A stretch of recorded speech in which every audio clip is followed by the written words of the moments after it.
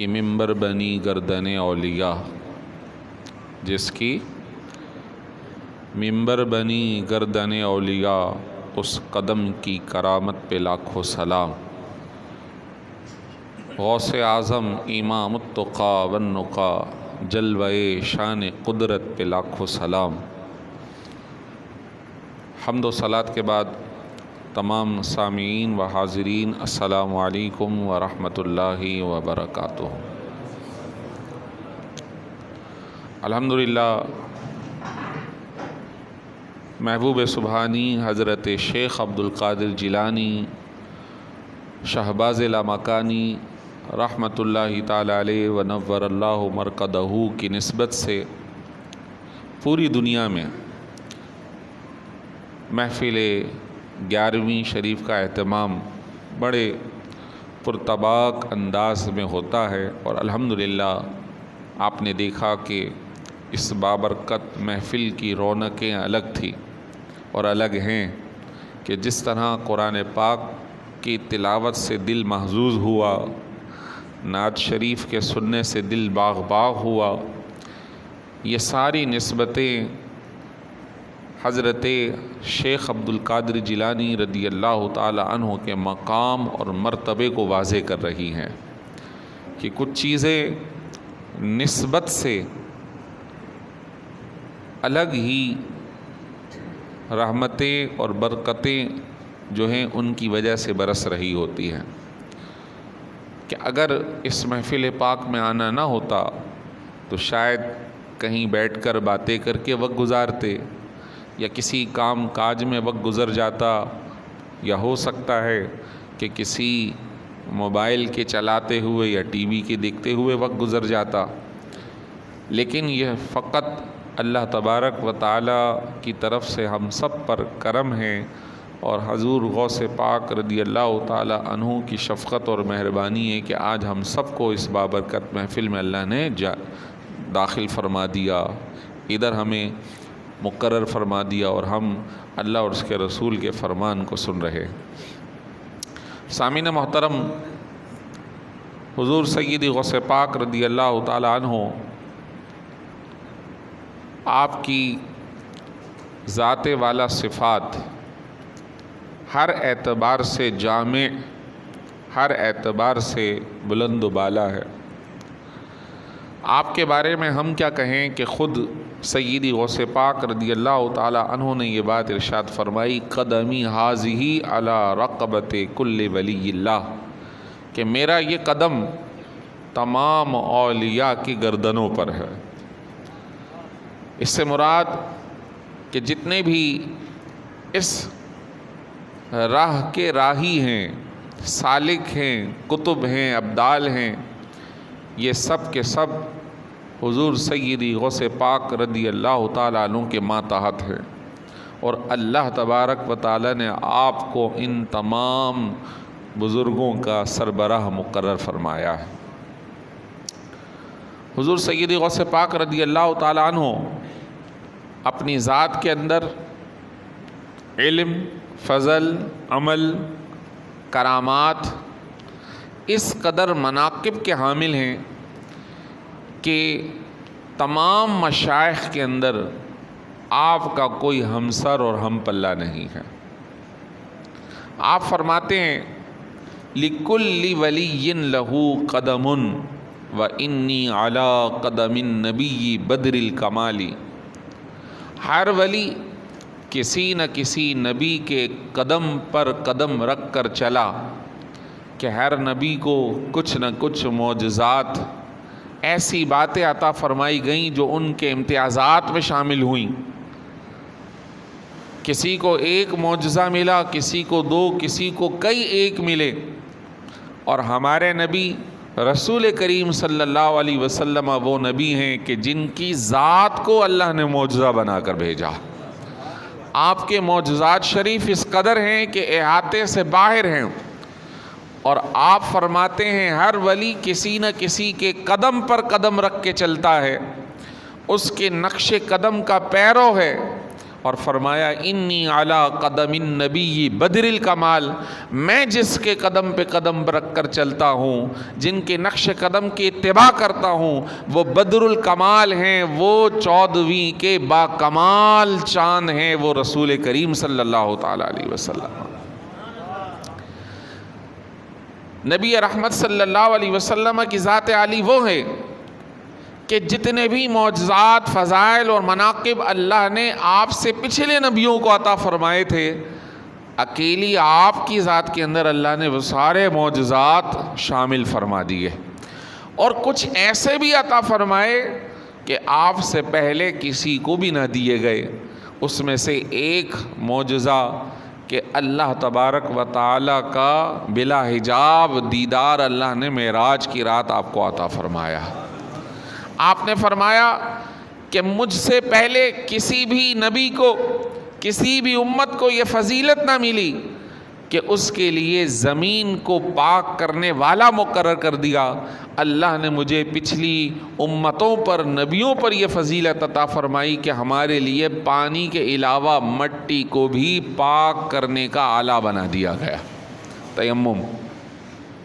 ایسے کئی ایک فضائل ہیں جو سرکار نامدار صلی اللہ علیہ وسلم کے ہیں۔ اس میں سے ایک اعلیٰ ترین اعزاز جو حضور کو ملا ہے وہ ہے ختم نبوت کا، کہ آپ سے پچھلے ساری آپ کی بشارتیں دیتے رہے، لیکن آپ صلی اللہ علیہ وسلم وہ ہیں کہ جن کی سارے انبیاء بشارت دیتے رہے، آپ کی بشارتیں آتی رہیں۔ آپ وہ ہیں کہ جن کے بارے میں بشارت دی گئی، آپ نے کسی اور کی بشارت نہیں دی۔ آپ آخری نبی ہیں۔ نبی رحمت صلی اللہ علیہ وسلم کی امت پچھلی امتوں پر فائق ہے، آپ کی امت کے ولی بھی پچھلے ولیوں پر فائق اور بڑے ہیں۔ اسی طرح ان ولیوں میں جو سردار ہیں وہ حضرت سیدی غوث پاک رضی اللہ تعالیٰ عنہ ہیں۔ تو گویا پچھلے امتوں میں جتنے بھی اللہ کے ولی آئے، ان سب میں جس کو بلند رتبہ عطا کیا گیا وہ سیدی غوث پاک رضی اللہ تعالیٰ عنہ کی ذات ہے۔ آپ سے کسی نے پوچھا حضور آپ کو کب پتہ چلا کہ آپ منصب ولایت پر فائز ہیں؟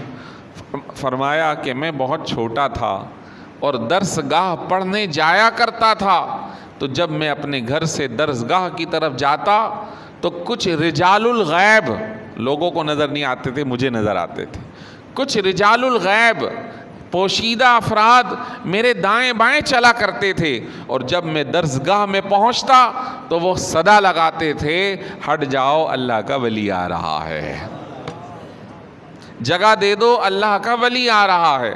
مجھے اس وقت پتہ چلا کہ میں 10 سال کی عمر کا تھا کہ میں کھیت میں گیا تو ایک گائے آگے آگے جا رہی تھی، میں نے اس کی دم کو پکڑ لیا، تو وہ گائے مڑ کر مجھ سے کہتی ہے عبد القادر تمہیں اس کام کے لیے نہیں پیدا فرمایا، تمہیں تو مخلوق کی ہدایت اور رہنمائی کے لیے پیدا فرمایا۔ مجھے اس وقت پتہ چلا۔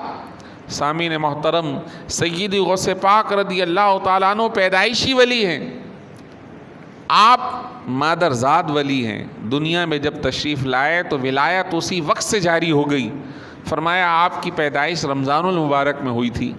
صبح جیسے ہی صبح کا وقت ہوا، روزہ جو ہے بند کیا گیا، یعنی سحری بند کی گئی اور روزہ شروع ہوا وقت، تو آپ نے والدہ محترمہ سے دودھ نوش نہیں فرمایا۔ پورا وقت گزر گیا۔ جب مغرب کی اذان ہوئی تو اب ان کو طلب پیدا ہوئی اور انہوں نے دودھ نوش کیا۔ گویا حالت بچپنے میں ہی وہ جو روزہ شریعت کی پابندی، حالانکہ ان پہ نافذ نہیں ہے، وہ بالغ ہونے کے بعد ہوگی، لیکن اللہ نے اس پیدائشی ولی کو یہ صلاحیت عطا فرمائی کہ گود میں ہی شریعت کی پابندی کر رہے ہیں۔ یہ اس طرف اشارہ ہے کہ ولایت کا جو بھی منصب ہوگا اس کا مرکز اور مرجع شریعت مطہرہ پر عمل ہے۔ آج اگر وہ کوئی شخص لاکھ مرتبہ کہے کہ طریقت الگ ہے، تصوف الگ ہے، فلاں چیز الگ ہے، ان مولویوں کو، ان شریعت بتانے والوں کو کیا پتہ طریقت کیا ہے؟ تو میں ان سے کہتا ہوں کہ مجھ سے نہ کہو، بلکہ تم شیخ عبد القادر جیلانی رضی اللہ تعالیٰ عنہ سے پوچھو کہ کیا طریقت شریعت سے ہٹ کر ہے۔ انہوں نے پوری زندگی شریعت خود اپنے اوپر نافذ کی، اس کو اپنایا، اور اللہ تبارک و تعالیٰ نے انہیں تمام ولیوں کا سردار مقرر فرما دیا، تمام ولیوں کا۔ اب میں آپ کو ایک واقعہ سناتا ہوں۔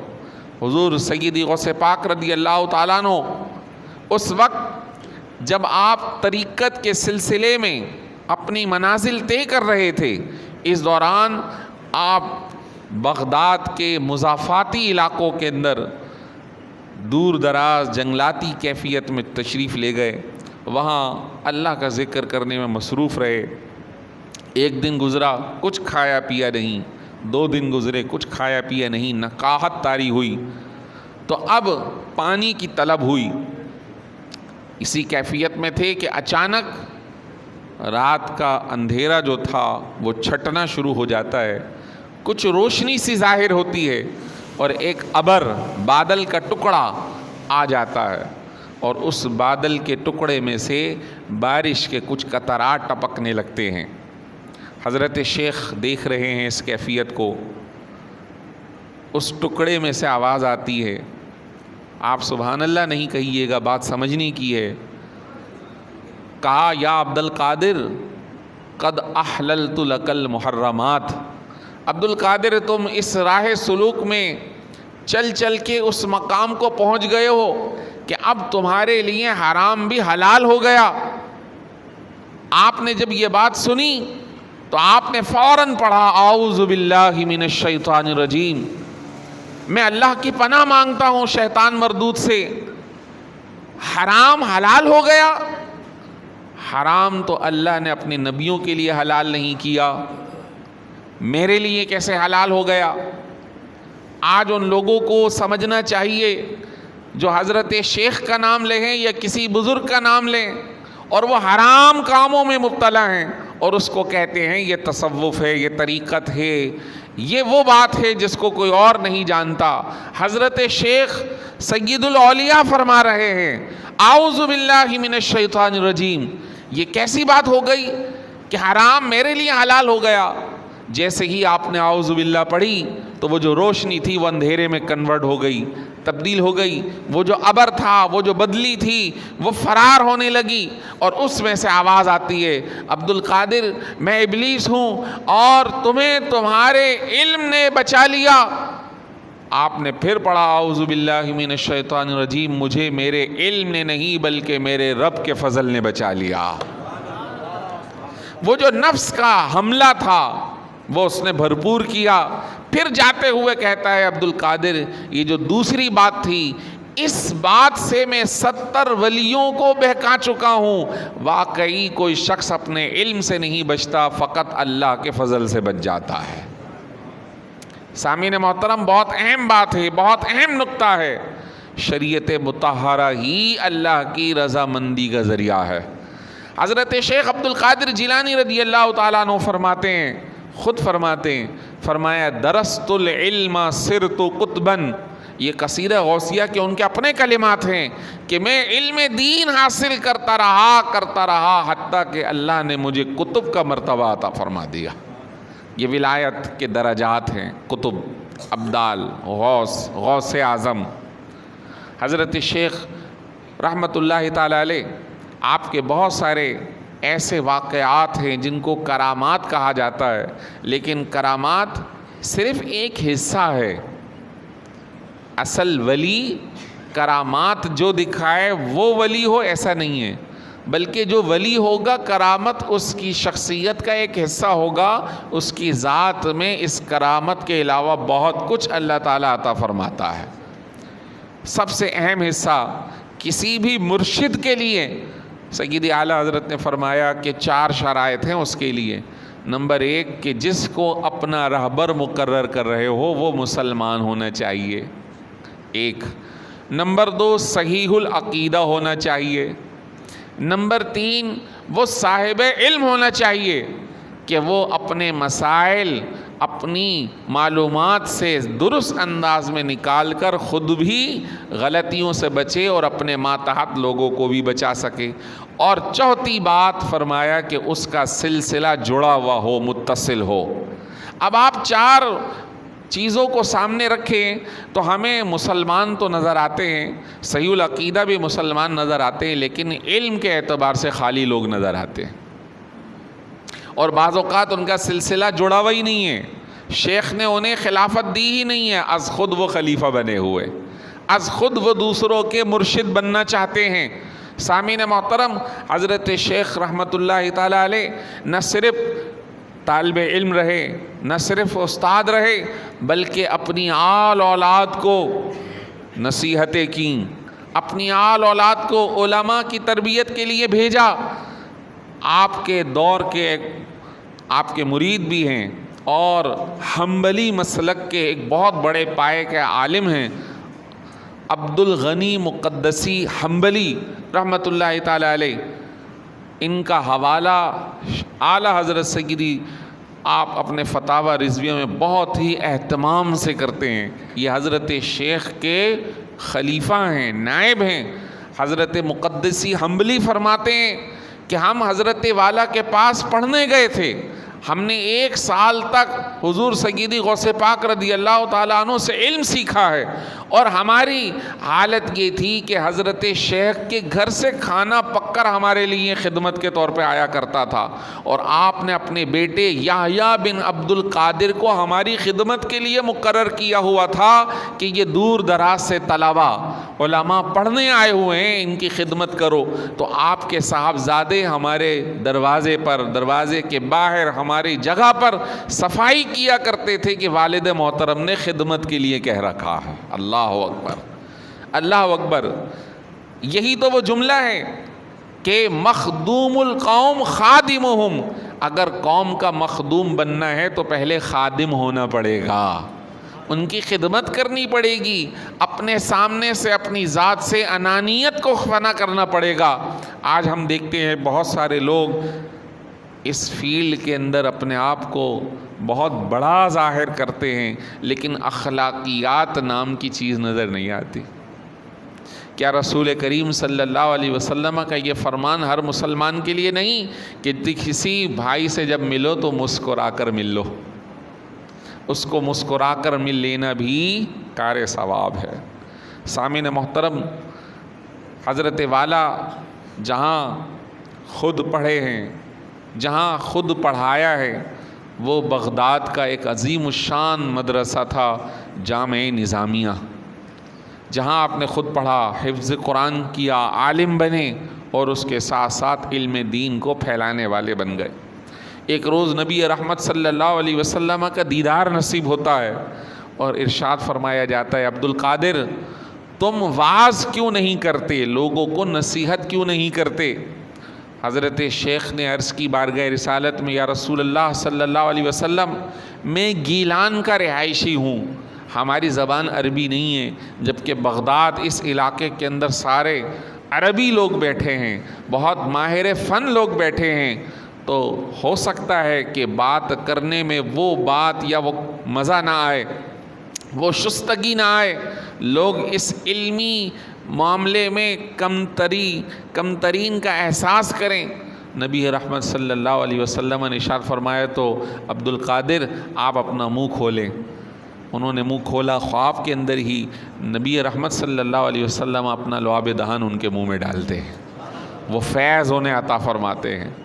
پھر اس کے بعد اگلی دفعہ پھر خواب حضرت علی المرتضیٰ جو جد امجد ہیں نظر آتے ہیں، وہی بات، واز کیوں نہیں کرتے، وہی عرض کیا، آپ نے بھی لعاب ڈالا، لیکن ادھر 7 مرتبہ تھا، ادھر 6 مرتبہ عرض کی کہ حضور اکرم صلی اللہ علیہ وسلم نے 7 مرتبہ تبرک عطا فرمایا، عرض کی کہ ادباً ہم نے 7 مرتبہ نہیں کیا، 6 مرتبہ۔ اس کے بعد یہ حالت ہوئی۔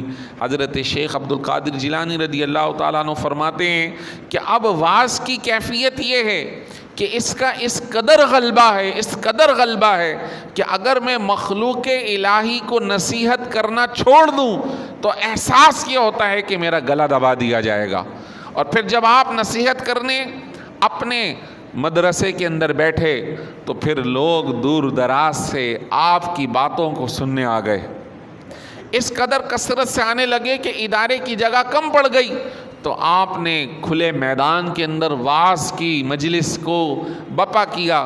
کہتے ہیں کہ 70,000 لوگ بیک وقت آپ کے محفل میں بیٹھا کرتے تھے، اور صرف 400 دواتیں، انک پاٹ جس میں پین ڈبا کر لکھنا ہے، 400 دوات یعنی انک پاٹ رکھی جاتی تھی، اور علماء قلم کاغذ لے کر بیٹھا کرتے تھے اور حضور سیدی غوث پاک کے بیان کردہ فرمودات کو لکھا کرتے تھے، آپ کے وعظ کو لکھا کرتے تھے، آپ کی نصیحتوں کو لکھا کرتے تھے۔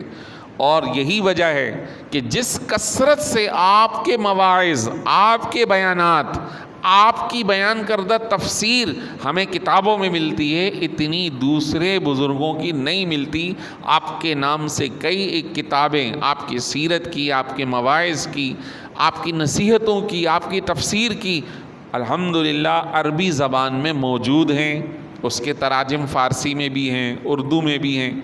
حضرت شیخ عبد القادر جیلانی رضی اللہ تعالیٰ عنہ فرماتے ہیں کہ ایک محفل موجود تھی، آپ کے صاحبزادے فرماتے ہیں کہ دوران محفل ایک شخص کھڑا ہوا اور کہنے لگا کہ میں یمن سے آیا ہوں اور چاہتا ہوں کہ آپ کے ہاتھ پر مسلمان ہو جاؤں۔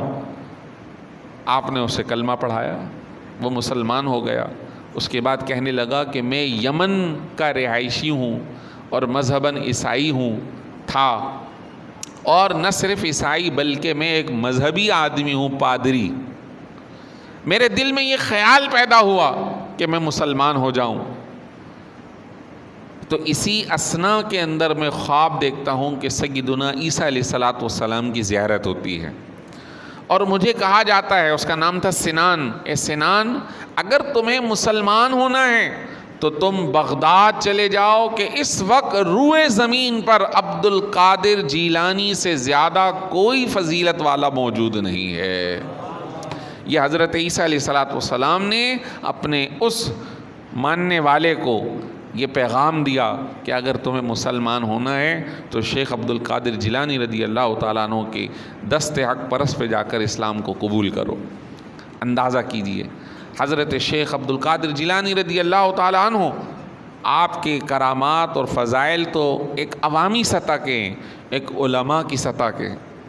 ایک موقع پہ ایسا آیا کہ بغداد کے اندر جب آپ درس دینے لگے تو جو دوسرے واعظین تھے ان کے سننے والے کم ہو گئے، اور آپ کا جو مجمع تھا وہ بڑھتا شروع ہو گیا۔ تو لوگوں کو اس حوالے سے کچھ خیالات اور خدشات کا شکار ہونا تھا، وہ ہو گئے۔ کہا کہ اگر سارا مجمع ادھر ہی چلا گیا تو ہمیں کون سنے گا؟ تو ایسا کرتے ہیں، بھرے مجمع میں ان کی آزمائش کرتے ہیں، ان کا امتحان لیتے ہیں، اور کسی ایسے سوال کے ذریعے انہیں پھنسانے کی کوشش کرتے ہیں کہ جس میں یہ لاجواب ہو جائیں تو لوگ خود بخود ان کی کم علمی کو دیکھ کر ہٹ جائیں گے۔ کہتے ہیں کہ 100 اپنے وقت کے بہترین واعظین جمع ہوئے، اور انہوں نے اپنے اپنے پاس ایک ایک سوال جو ان کے حساب سے بہت اہم ترین تھا لیا، اور حضرت کی محفل میں چلے گئے۔ آپ صرف نام کے ولی نہیں تھے، آپ کو اللہ تبارک و تعالیٰ نے القاء فرمایا، الہام فرمایا، اور آپ ان کے اس سارے معاملے سے باخبر ہو گئے۔ جب وہ محفل میں پہنچے ہیں، آپ واعظ فرما رہے تھے کہ آپ کے واعظ کے دوران آپ کے سینے سے ایک نورانی کرن نکلتی ہے جو سارے آنے والوں کے سینوں سے ہوتی ہوئی واپس حضرت کے پاس پہنچ جاتی ہے، اور جو سوال لے کر آئے تھے سوال تو گیا، بلکہ ان کا جتنا بھی علم تھا وہ سارا کا سارا سلب کر لیا گیا، سارا سلب ہو گیا۔ اب گویا وہ ایسے ہو گئے کہ کچھ جانتے ہی نہیں۔ آپ ایسا ہو سکتا ہے نا، کبھی کبھی ایسا ہوتا ہے کہ کوئی چیز رکھی ہے خیال میں ہی نہیں آتا، کوئی دوسرا کہتا ہے بھائی یہ کام آپ نے کیا، مجھے تو خیال ہی نہیں ہے کہ یہ کام میں نے کیا ہے۔ یہ کیفیت ہوتی ہے نہیں ہوتی؟ حضرت شیخ کی محفل میں ان سب کا یہ حال ہو گیا۔ جب محفل ختم ہوئی تو آپ نے ان کے ارادے کو از خود بتایا کہ تم میری آزمائش کرنے آئے تھے، سنو تمہارا سوال یہ تھا اور اس کا جواب یہ ہے، تمہارا سوال یہ تھا اور اس کا جواب یہ ہے، اور پھر ہر ایک کو اپنے سینے سے لگاتے رہے اور اس کا علم اسے واپس لوٹاتے رہے۔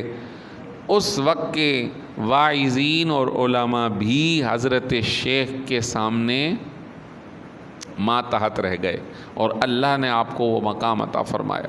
کہتے ہیں کہ کبھی کبھی ایسے سوالات استفتاء آ جاتے تھے کہ جس سے اس وقت کے جو علماء ہیں جواب جب نہیں دے پاتے تھے تو وہ سوال حضرت شیخ کی بارگاہ میں پہنچتا تھا۔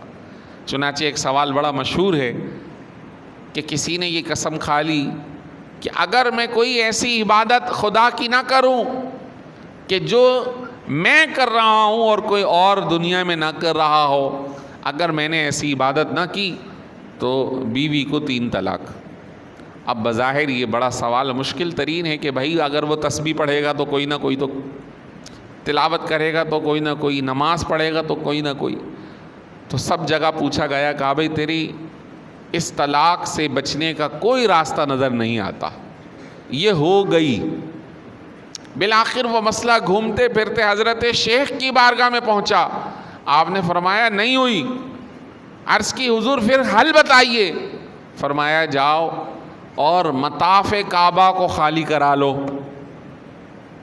مطاف جہاں طواف کرتے ہیں، حرم محترم، اس کو خالی کرا لو اور تم تنہے تنہا اس گھر کے گرد طواف کرنا۔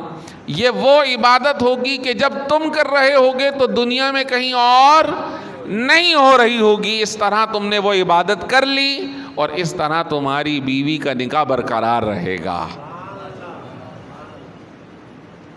یہ وہ صلاحیت ہے جو اللہ تبارک و تعالیٰ نے اپنے اس خاص بندے کو عنایت فرمائی۔ ان بزرگوں کے صدقے اللہ تعالیٰ مصیبتوں کو ٹالتا ہے۔ بغداد کے اندر جس طرح ہمیں بار بار محکمہ موسمیات والے کہتے ہیں کہ یہ فلاں طوفان آنے والا ہے، ابھی بھی چند مہینوں پہلے گزرا، 1.5-2 مہینے پہلے، کہ جناب فلاں طوفان آنے والا ہے، پھر وہ اچانک عمان وغیرہ کی طرف گیا اور واقعی اس نے تباہی مچائی۔ ہندوستان گیا، الحمدللہ شہر کراچی محفوظ رہا، اور یہ مشہور ہے الحمدللہ حضرت غازی بابا رحمۃ اللہ تعالیٰ علیہ کی برکت سے اللہ تعالیٰ نے شہر کراچی کو ان چیزوں سے محفوظ رکھا ہوا ہے۔ اسی طرح کی کیفیتیں کچھ بغداد میں شروع ہوئیں اور سمندر جو ہے وہ چڑھ گیا۔ لوگ پریشان ہو گئے کہ اگر یہ پانی بغداد کے اندر آ گیا تو پھر تو پورا بغداد تہس نہس ہو جائے گا۔ لوگ حضرت شیخ کی بارگاہ میں پہنچے، حضور آپ ہی کچھ کیجئے۔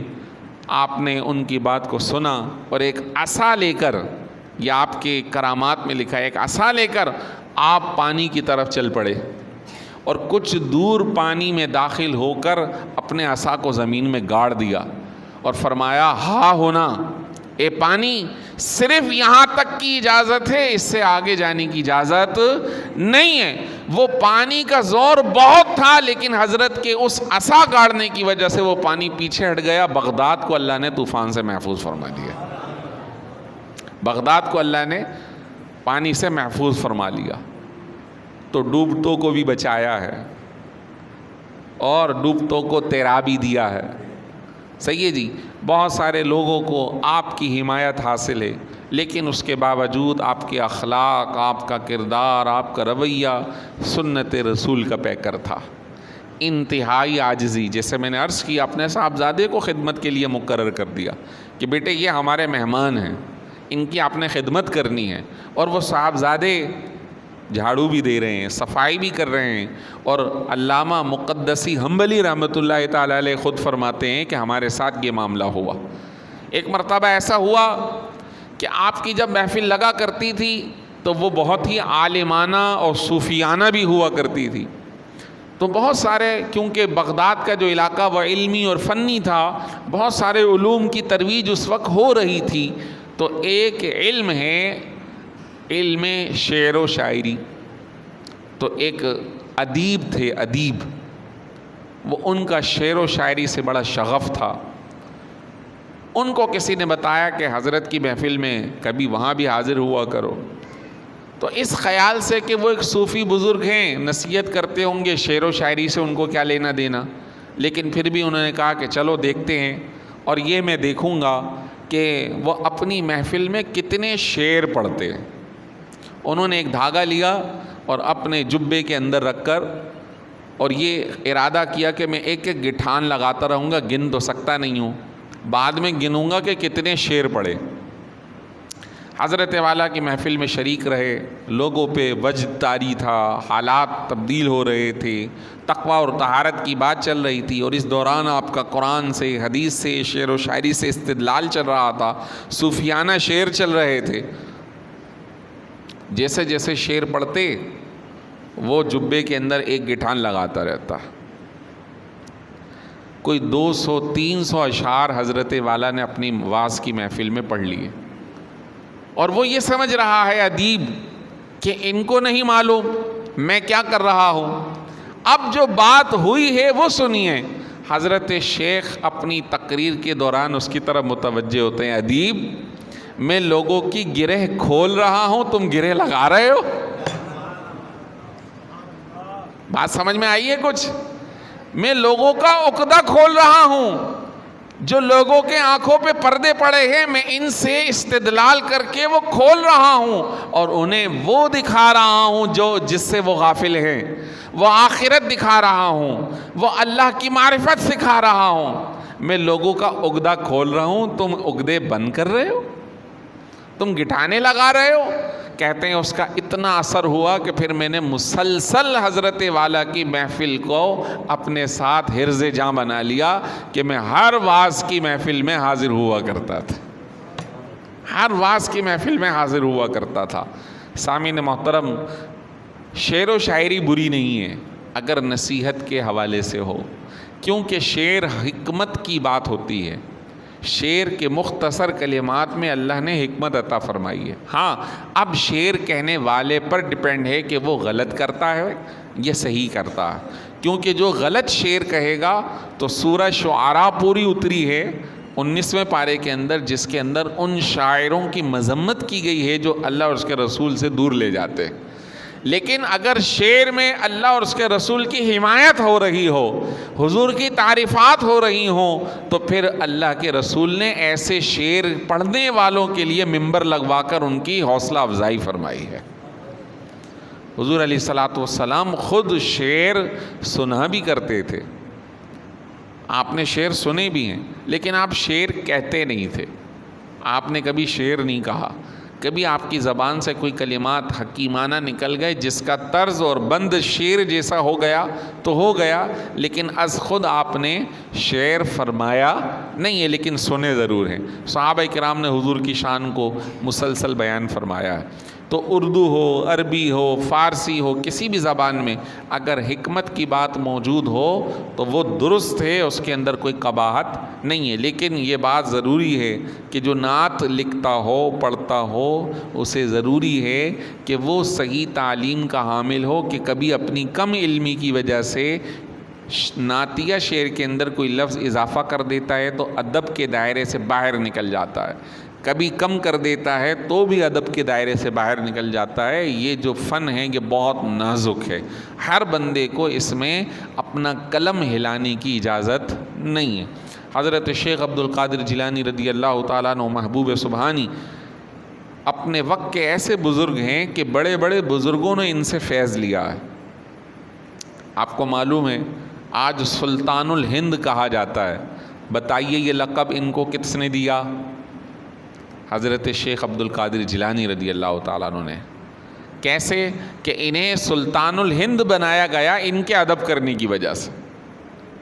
جب انہوں نے کہا کہ قدمی حاضی علی رقبت کل ولی اللہ، میرا یہ قدم ہر ولی کی گردن پر ہے، تو خراسان افغانستان کی پہاڑیوں میں حضرت خواجہ غریب نواز رحمۃ اللہ تعالی علیہ مراقبہ کر رہے تھے، یہ کلام ان کے کانوں میں آتا ہے تو جھک جاتے ہیں، اتنا جھکتے ہیں کہ سر کو زمین پہ لگا دیتے ہیں۔ اس وقت سے انہیں کہا جاتا ہے جائیے آپ کو ہندوستان کا سلطان بنا دیا گیا، سلطان الہند۔ شیخ شہاب الدین سہروردی رحمۃ اللہ تعالی علیہ، جن کا نام عمر سہروردی ہے، ایک پورا سلسلہ ہے، نقش بند سلسلے سے بھی تعلق رکھتے ہیں اور سہروردی الگ سلسلہ بھی ہے۔ آپ کے چچا ابو نجیب رحمۃ اللہ تعالی علیہ بڑے کامل جید صوفی تھے۔ حضرت عمر شہاب الدین سہروردی کو خیال گزرا کہ میں علم کلام اور فلسفہ اور منطق عقلیات کے علم کو سیکھوں۔ چچا محترم نے کہا کہ اس کو چھوڑو، دینداری سیکھو، اللہ اور اس کے رسول کے احکام سیکھو، اس پہ عمل کرنا سیکھو، بزرگوں کی نصیحت سیکھو۔ جب یہ بات انہیں بتائی تو انہوں نے کہا پھر کیسے سیکھوں؟ کہا عبد القادر جیلانی رضی اللہ تعالیٰ عنہ کی بارگاہ میں چلے جاؤ۔ شیخ شہاب الدین سہروردی رحمۃ اللہ تعالیٰ علیہ حضرت شیخ عبد القادر جیلانی کی بارگاہ میں آئے ہیں، آپ نے انہیں سینے سے لگایا، وہ جو دوسری ان کی طلب تھی، خواہش تھی، وہ سب فنا ہو گئی، اور پھر دوبارہ سینے سے لگایا تو پھر اللہ نے ان کے اندر تقوی و طہارت کو پیدا فرما دیا، اور پھر آگے چل کے سہرورد سلسلے کے سربراہ مقرر ہوئے۔ یہ ہیں عبد القادر جیلانی رضی اللہ تعالیٰ عنہ۔ آپ رحمۃ اللہ تعالیٰ علیہ کہ جو بھی فضائل اور مناقب بیان کیے جائیں کم ہیں۔ بڑے بڑے علماء اس موقع پر آ کر کہتے ہیں کہ ہم ان کے مقام اور فضائل کو بیان نہیں کر سکتے۔ اللہ تبارک و تعالیٰ نے آپ کو جو عطا فرمایا، جو راز نیاز، ان کے اشعار پر اپنے اس واز کو ختم کرنے جا رہا ہوں۔ ارشاد فرماتے ہیں لو القیت سری فی بحار لصار الکل غورا فی الزوالی، جو اللہ نے مجھے راز عطا فرمائے ہیں، اگر میں سمندروں پر ڈال دوں تو سمندر اسے نہ اٹھا سکے، خشک ہو کر تہ میں بیٹھ جائیں۔ اتنا بڑا سمندر اس راز کو نہیں اٹھا سکتا جو اللہ نے اپنے محبوب حضرت شیخ عبد القادر جیلانی کو عطا فرمایا۔ فرمایا لو القیت سری فوق جبال، اگر میں اپنے راز کو پہاڑوں پر ڈال دوں، لدکت واختفت بین الرمالی، تو یہ سارے پہاڑ ٹوٹ پھوٹ کر ریزہ ریزہ ہو جائیں، مٹی میں مل جائیں، اور یہ نہ پتہ چلے کہ ریت کون سی تھی، پہاڑ کون سا تھا۔ یہ کچھ اللہ نے عطا فرمایا۔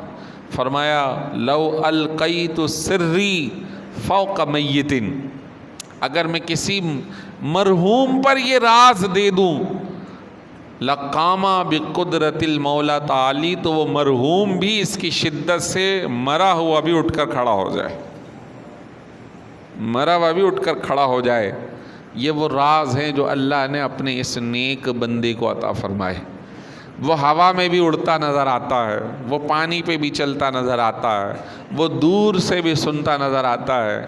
یہ سب اللہ کا فضل ہے اپنے اس بندے پر، جسے ہم اپنا سردار اور آقا کہتے ہیں، جن کی نسبت پر ہمیں ناز ہے، جن کی نسبت ہم اپنے لیے بخشش و نجات کا ذریعہ سمجھتے ہیں۔